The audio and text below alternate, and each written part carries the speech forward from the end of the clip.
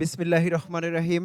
অধ্যকার আয়োজিত আজকের জাতীয় সাংবাদিক সংস্থা কর্তৃক ৪৩ থেকে ৪৪-এ পদার্পণ উপলক্ষে সাংবাদিক এই মিলন মেলায় প্রথমেই শ্রদ্ধার সাথে স্মরণ করতে হয় জাতীয় সাংবাদিক সংস্থার যিনি প্রতিষ্ঠাতা সভাপতি ছিলেন জনাব মোহাম্মদ আলতাফ হোসেন। প্রথমে স্মরণ করতে হয় যারা ১৯৭১ সালে তাজা রক্তের বিনিময়ে স্বাধীনতা অর্জন করেছে।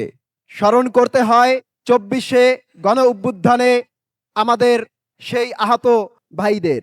আপনাদেরকে ধন্যবাদ জানাই যারা দূর দূরান্ত থেকে বিভিন্ন জেলা থেকে আমাদের এই প্রোগ্রামকে সাফল্য করার জন্য এখানে অংশগ্রহণ করেছেন। মঞ্চে ভূমিষ্ঠ আছেন উক্ত অনুষ্ঠানের সভাপতি, উক্ত সংগঠনের সম্পাদক সহ সকল কেন্দ্রীয় কমিটির নেতৃবৃন্দ। সবাইকে জানাই আসসালামু আলাইকুম।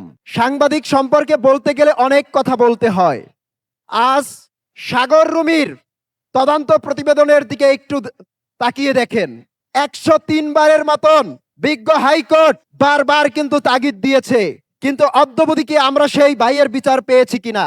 আজকে মফস্বল পর্যায়ে আমাদের যদি কোনো সাংবাদিক ভাইয়েরা তথ্য সংগ্রহ করতে যায়, সেখানে প্রথমেই কিন্তু তার মিথ্যা মামলার সম্মুখীন হতে হয় চাঁদাবাজি মামলা, যেটি ফ্যাসিস্ট আমলে ছিল আইসিটি মামলা, আর এখন রূপান্তরিত হয়েছে চাঁদাবাজি মামলা। যে কারণে আমাদের অনেক সাংবাদিক ভাইয়েরা সঠিক তথ্য সংগ্রহ করতে পারছেন না। একটু পিছনের দিকে তাকিয়ে দেখুন, সেই গাজীপুরের তুহিন হত্যার বিচার অদ্যাবধি এখন পর্যন্ত কিন্তু কমপ্লিট করা হয়নি, কিন্তু গঠনতন্ত্রে কিন্তু উল্লেখ করা আছে যে দ্রুত বিচারের ভিতরেই কিন্তু আসলে বাস্তবায়ন করা হবে, সেটি করা হয়নি। পিছনের দিকে তাকিয়ে দেখেন, ১৯৯২ সাল থেকে অদ্যাবধি ২০২৫ সাল পর্যন্ত ৩৫ জন সংবাদকর্মী ভাইরা কিন্তু আপনার খুন হয়েছে। তার কি একটি বিচার কি হয়েছে?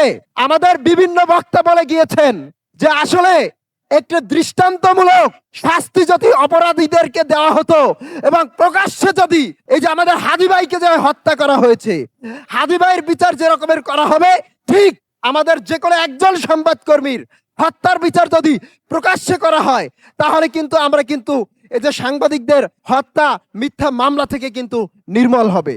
তাই আপনাদেরকে সবাইকে সাধুবাদ জানাই যারা এই আমাদের জাতীয় সাংবাদিক সংস্থার ছায়াতলে এসেছেন। ধন্যবাদ জানাই। পরবর্তী অনুষ্ঠান উপভোগ করবেন। ধন্যবাদ সকলকে।